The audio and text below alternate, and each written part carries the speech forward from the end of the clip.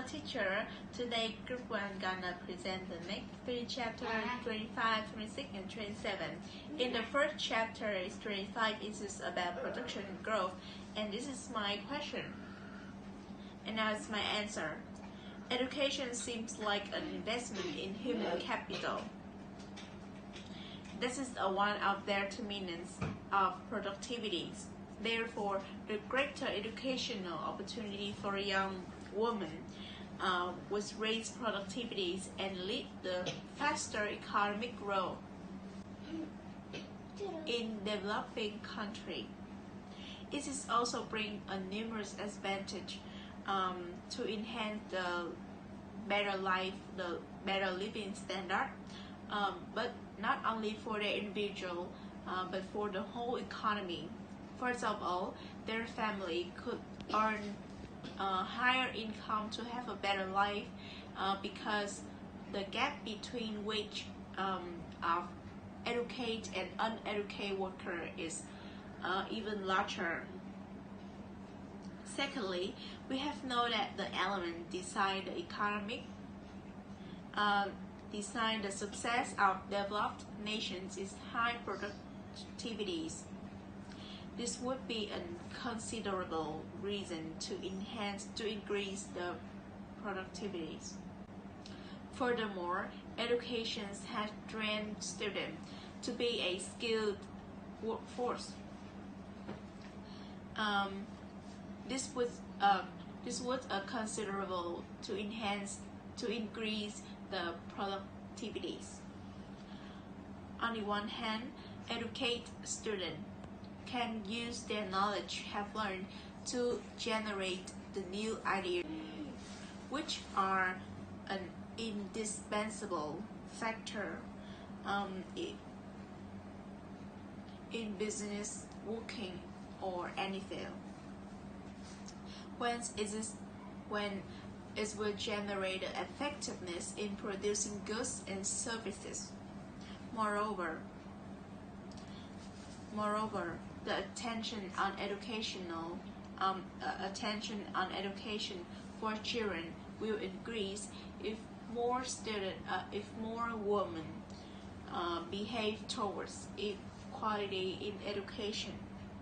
In the long term, that attention may be a benefit for the whole economy because it is a creation of educated generation.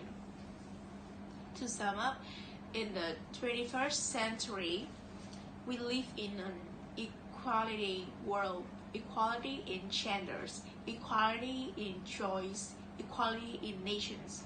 For that reason, young women must have the same opportunities in choosing educations like men.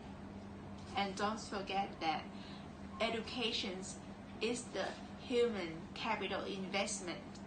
And now I will keep on our group presentation. In this chapter 25, I will present you the question 7.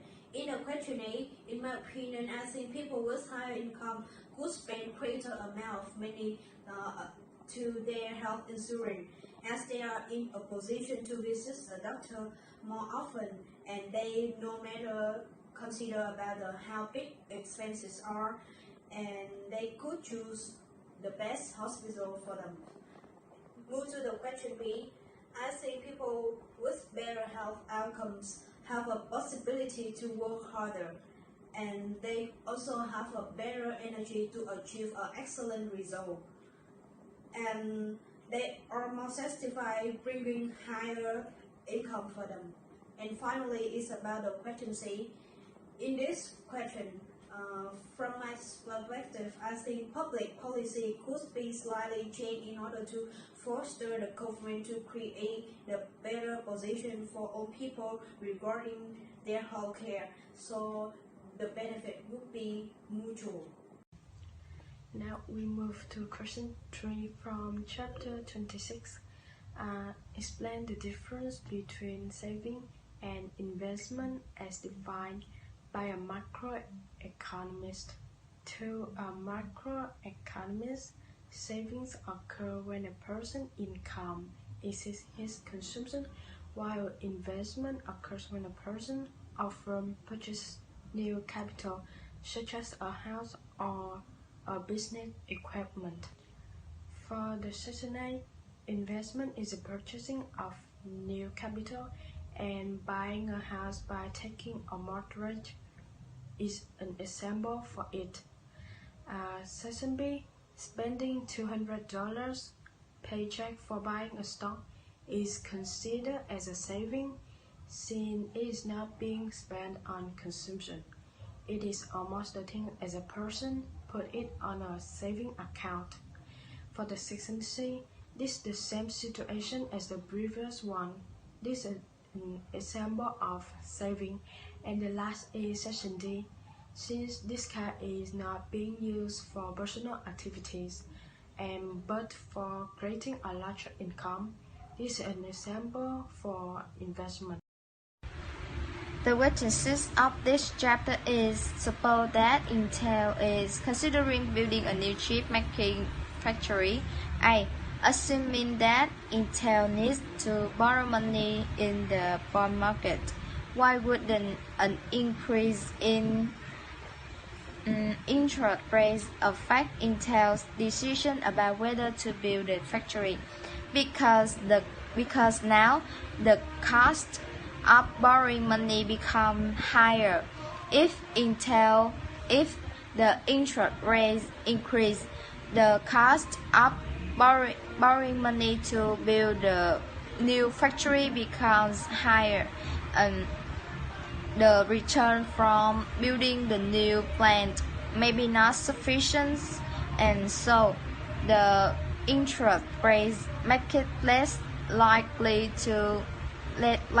that B is if Intel has enough of its own funds to finance the new factory without borrowing, would an increase in interest rates still affect Intel's decision about whether to build a factory is planned?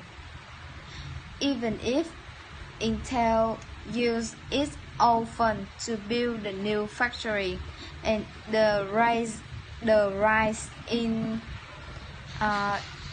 interest rates is the matter, there is an opportunity cost. My question is in the chapter 28, in the question 4, which is between January 2010 and January 2016, U.S. employment increased by 12.1 million workers, but the number of unemployed workers declined by only 7.3 million. How are these numbers consistent with each other? Why might one expect a reduction in the number of people counted as unemployed to be smaller than the increase in the number of people employed? So now I will explain for my question. The fact that employment increased by 12.1 million workers while unemployment declined by only 7.3 million is consistent with the growth of the labor force by 4.8 million.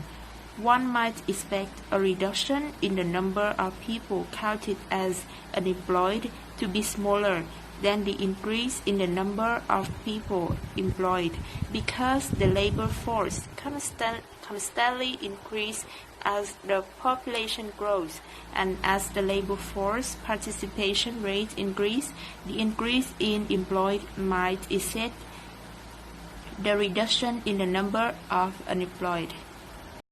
Chapter 28, question 6.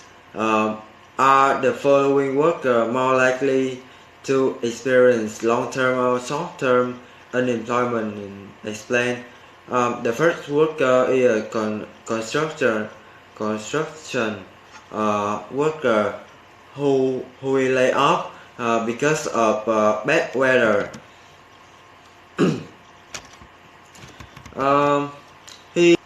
He seemed to be a short-term short-term unemployment because the worker will be back to work as soon as the weather clears up. And the second worker is a manufacturing who lose his job as a plants in a isolated area. This worker is likely to experience long-term unemployment because they are probably few other employment opportunity in this area. He may need to move somewhere else to find a stable job, which means he will find out work for some time.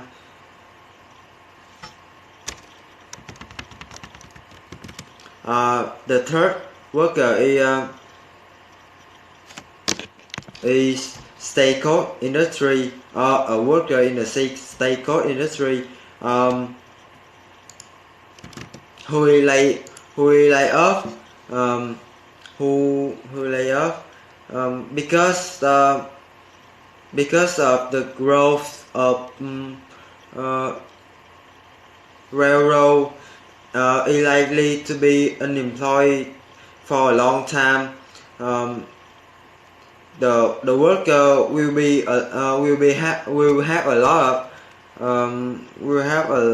of trouble finding another job because his entire industry is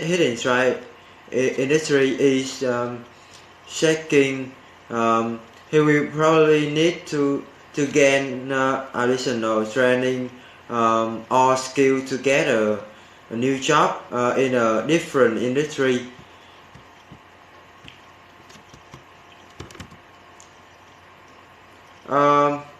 The next worker is a short order cook who loses his job when a new restaurant opens a rush of tourists. This worker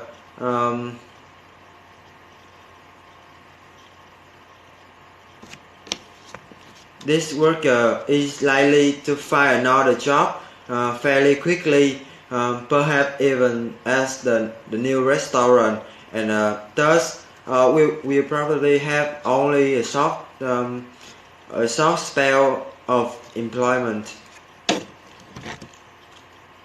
And the last worker is expert welder with a little formal education who lose his job when the company install automatic welding machinery.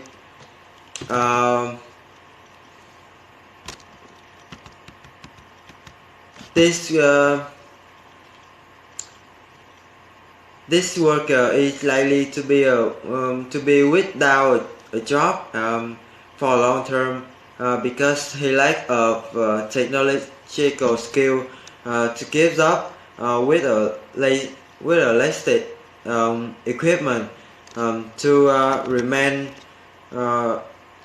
in the welding industry. He may need to go back to school and learn the newest techniques.